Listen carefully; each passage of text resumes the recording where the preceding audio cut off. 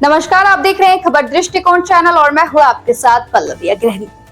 जब भी समाजवाद की बात होती है, चाहे हम हो या फिर अखिलेश यादव, एक नाम जरूर लिया जाता है, छोटे लोहिया जनीश्वर मिश्र।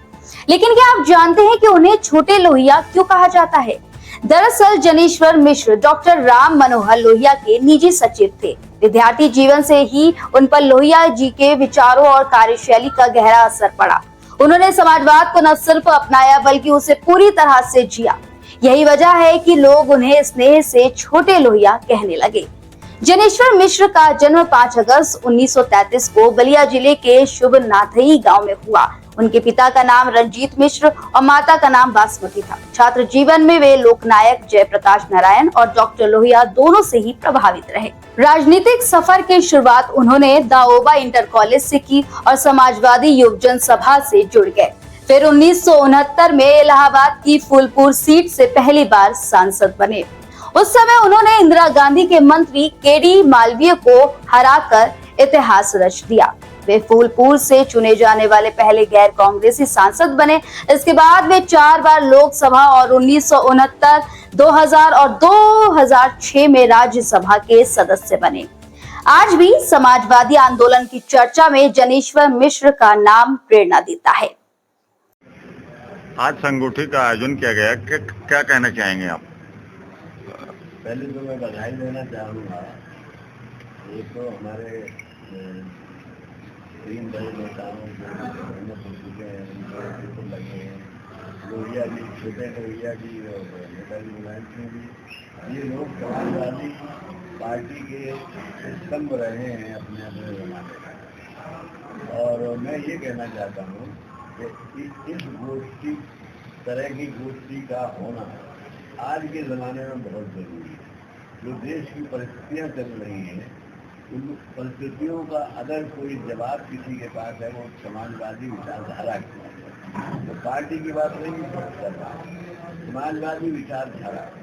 और इसलिए हमको ज़रूरी है ये जानना कि आज 90 साल हो गए, 90 साल होने को है जब समाजवादी पार्टी की स्थापना हुई थी 1948 में।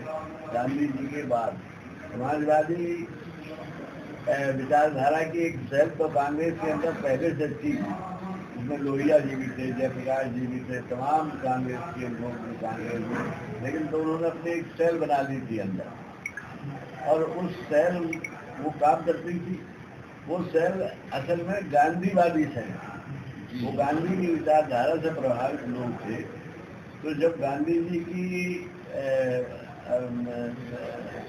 हत्या कर दी गई, जब उनका 1948 में, तो उसके बाद समाजवादी पार्टी की वो जो सेल थी कांग्रेस के अंदर, उसने अनुभव किया कि अब हम लोगों का अलग से एक विचारधारा, गांधी की विचारधारा लेके और हमको काम करना चाहिए, क्योंकि बहुत उम्मीद नहीं रह गई थी जो लोग बचे हुए थे कांग्रेस। तो आज 90 साल लगभग होने को आए। और एक दूसरी पार्टी है, उसके 100 साल होने को आए, और उस पार्टी का नाम है RSS। आज ये दो पार्टी आमने सामने है, दो विचारधाराएं आमने सामने। आज अगर कोई विचारधारा, इसमें मूल अंतर क्या है कि जब RSS की स्थापना हुई थी तो वो स्वतंत्रता संग्राम के खिलाफ थे, अंग्रेजों के साथ थे। जब यहाँ तक कि जब तिरंगा झंडा बनाया गया तो उन्होंने ये झंडा कबूल नहीं किया, बल्कि उस समय उनके जो पहले अध्यक्ष थे उन्होंने भी विरोध किया।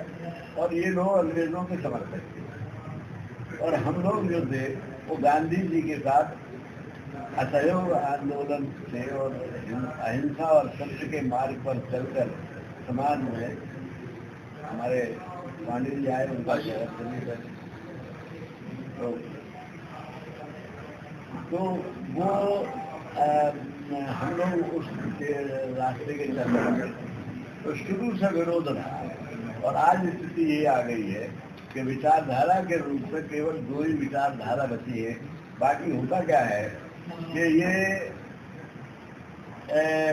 जैसे कम्युनिस्ट पार्टी भी है, जैसे कांग्रेस भी है, तो ये लोग क्या करते हैं, इनके जो इनके पास जो यंत्र हैं उससे ये प्रचारित करते हैं कि ये सब लेफ्टिस्ट हैं, अपने को दक्षिणपंथी और बाकी सबको झाड़ू से लेफ्टिस्ट बता देते हैं।